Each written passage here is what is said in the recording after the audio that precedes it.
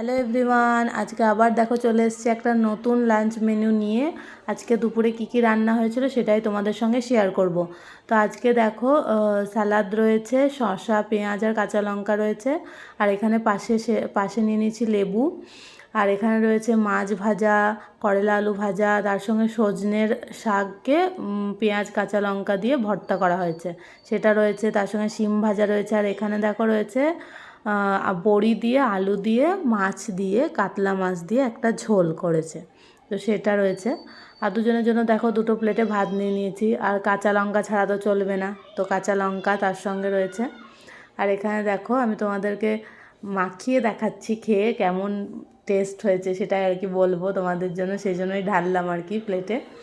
তো সেটা দেখো আমি বড়ি দিয়ে আর প্রথমে করলা দিয়ে শুরু করা উচিত ছিল, কিন্তু বড়ি দিয়েই শুরু করেছিলাম। আর শেষ পাতে দেখো ছিল মিষ্টি দই। ভালো লাগলে অবশ্যই লাইক কমেন্ট করো, শেয়ার করো।